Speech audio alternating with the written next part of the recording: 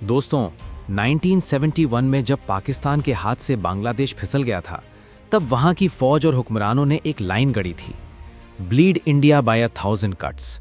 मतलब भारत को एक बार में नहीं, धीरे धीरे जगह जगह से जख्म दो, ताकि सिस्टम टूटे, सरकार गिरे और समाज बिखर जाए।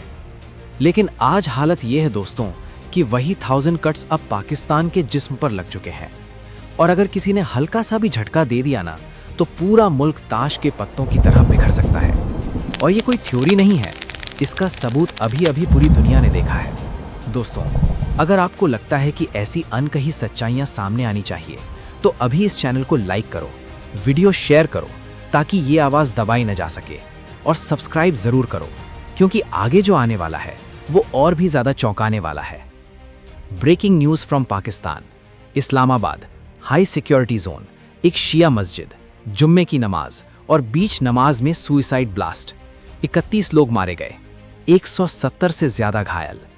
दोस्तों, सवाल ये नहीं है कि धमाका हुआ, सवाल ये है कि इस्लामाबाद जैसे फोर्ट्रेस में ये हुआ कैसे। या तो ये इंटेलिजेंस की सबसे बड़ी नाकामी है, या फिर जानबूझकर आंखें मूंद ली गई थी। लेकिन असली आग तो अब बलूचिस्तान में लगी है। बलूच लिबरेशन आर्मी BLA ने ऐसा हमला किया है जिसने पाकिस्तान की नींव हिला दी है। जनवरी के आखिर और फरवरी 2026 की शुरुआत में ऑपरेशन हेरॉफ स्टेज 2 के तहत 9 से ज्यादा जिलों में एक साथ attack. Quetta, Gwadar, Mastung, Nushki, police station, paramilitary base, highway, railway line, कुछ भी नहीं छोड़ा गया। नुस्की में सुइसाइड धमाके, पूरे इलाके में अफरा तफरी।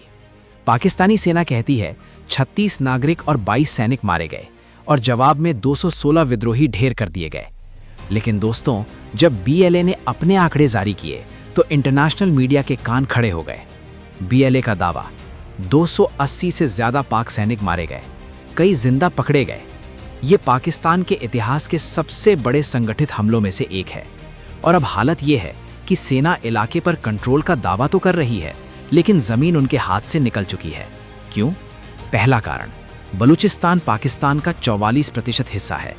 इतनी जमीन, इतनी पहाड़ियां, इतना रेगिस्तान और आबादी सबसे कम, लोग कम, जगह ज्यादा, गुरिल्ला वॉर के लिए परफेक्ट। दूसरा कारण, पाकिस्तान की फौज खुद कंफ्यूज्ड है।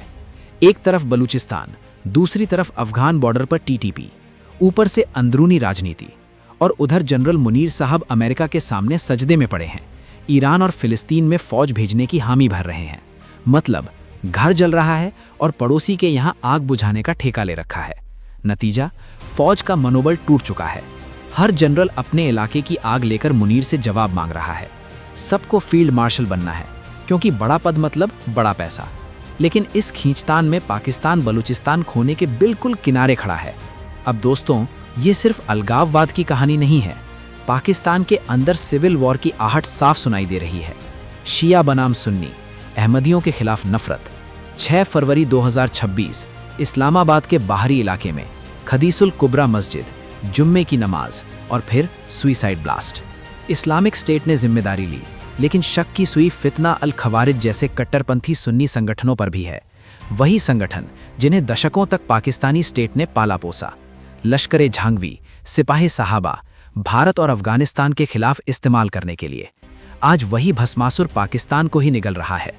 शिया आबादी, जो 15 से 20% है, अब सिर्फ शोक में नहीं है, गुस्से में है।